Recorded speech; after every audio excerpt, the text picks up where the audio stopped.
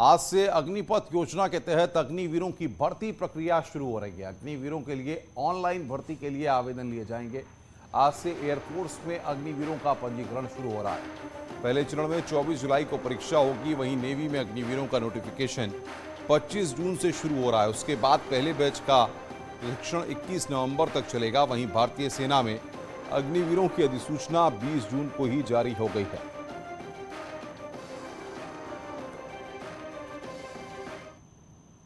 और इस बीच सेना भर्ती की तैयारी कर रहे देश भर के तमाम युवाओं के मन में नई प्रक्रिया को लेकर कई सवाल हैं।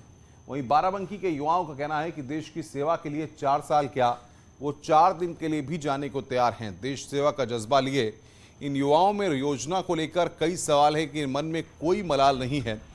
वो हर किसी भी कीमत पर देश की सेवा करना चाहते हैं।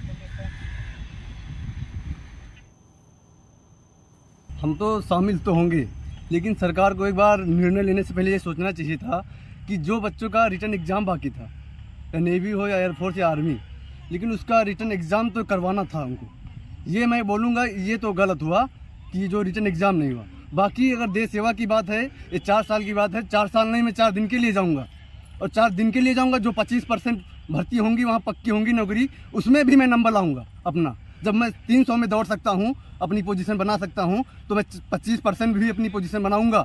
लेकिन सरकार से ये निवेदन है कि जो रिटर्न एग्ज़ाम कैंसिल हुआ है इसका कुछ निर्णय करें, क्योंकि मैं सुप्रीम कोर्ट गया, वहाँ पे भी याचिका दायर की है। काफ़ी बच्चे हमारे साथ में तैयारी करने वाले जो रिटर्न एग्ज़ाम बाकी था, 8-8 महीने से 2-2 साल से तैयारी कर रहे थे, लेकिन अभी तक सुनवाई नहीं हुई। डेट पे तारीख पे तारीख मिलती रही, लेकिन उसका एग्ज़ाम नहीं हुआ।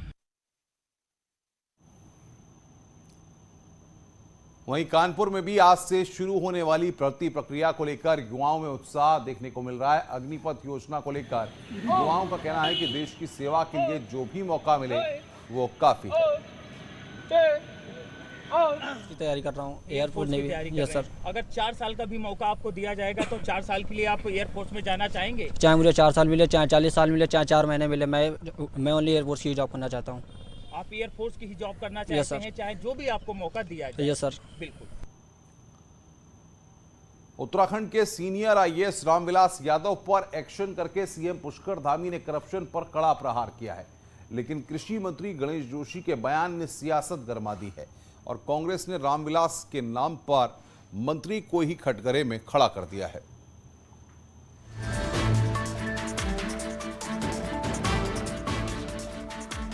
कृषि विभाग में अपर सचिव रहे आईएएस रामविलास यादव का बुरा वक्त शुरू हो चुका है। मुख्यमंत्री पुष्कर सिंह धामी ने पहले इस करप्ट आईएएस के खिलाफ विजिलेंस जांच के आदेश दिए और रिटायरमेंट से पहले ही सस्पेंड भी कर दिया।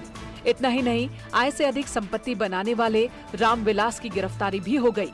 रामविलास लंबे वक्त से कृषि विभाग में थे और कृषि मंत्री गणेश जोशी ने मुख्यमंत्री के एक्शन को सही बताया, लेकिन गणेश जोशी का कहना है कि उत्तराखंड में एक नहीं, ऐसे कई रामविलास हैं। गिरफ्तार हुए, यही नहीं, मैंने पहले भी कहा था, कोई भी हो, ये तो एक रामविलास है, कई रामविलास यहाँ पर हैं, और कहीं पर ऐसा कोई पाया जाएगा तो उसके खिलाफ कार्रवाई होगी। ये संदेश इस कार्रवाई ने उनको दे दिया। मंत्री गणेश जोशी के बयान से साफ है कि उत्तराखंड में कई आईएएस अधिकारी करप्ट हैं, जिन्होंने रामविलास की तरह संपत्ति बनाई। इसी बयान पर कांग्रेस ने सरकार के मंत्रियों को घेरा है। कांग्रेस का कहना है कि रामविलास जैसे दूसरे रामविलास कहां छिपे हैं, और सवाल ये है कि क्या ऐसे आईएएस अधिकारियों के पीछे विभागों के मंत्रियों का हाथ नहीं है। बड़ा कमाल नहीं कर दिया है।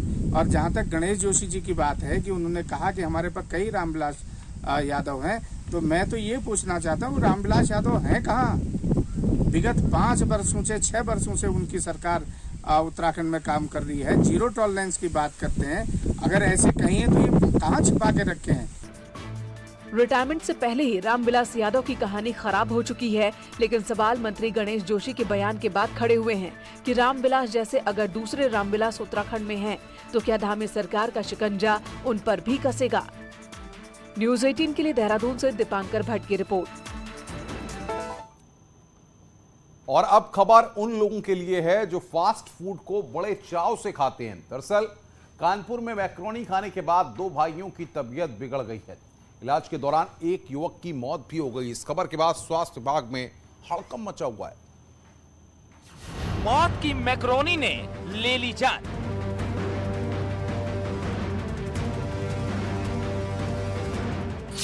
हादसे से स्वास्थ्य विभाग हलकान।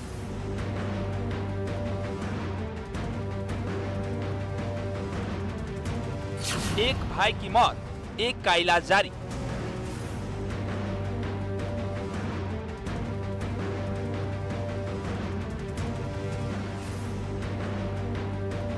मौजूदा वक्त में मैक्रोनी एक ऐसा आइटम है जो बच्चे या फिर युवा और या फिर बुजुर्ग ज्यादातर सभी को पसंद आती है, लेकिन यही मैक्रोनी कानपुर के 2 भाइयों के लिए अभिशाप बन गई।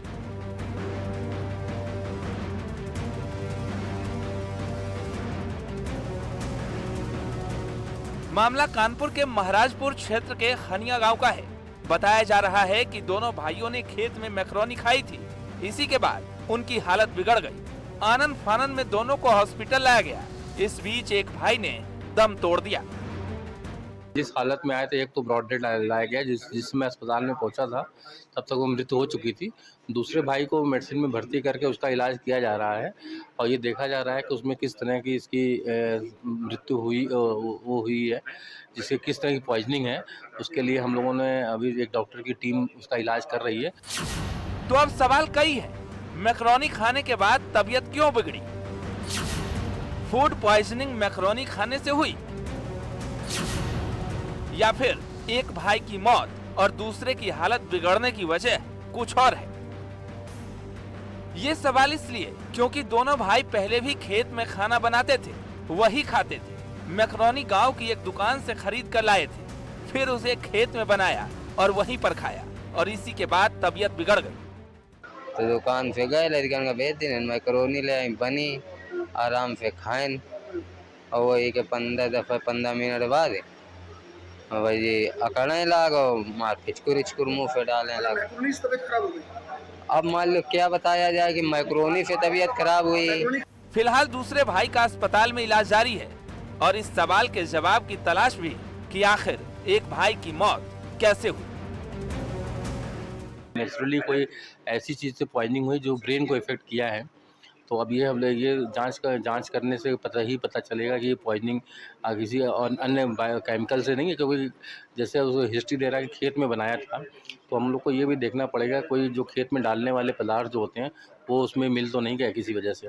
शौक में मैक्रोनी खाना इन दोनों भाइयों के लिए अभिशाप साबित हुआ, जहां एक और मैक्रोनी खाने के बाद एक भाई की हालत बिगड़ी और उसकी मौत हो गई, तो वहीं इस वक्त हैलेट अस्पताल में दूसरा जिंदगी और मौत से जूझ रहा है, जिसकी हालत नाजुक बनी हुई है।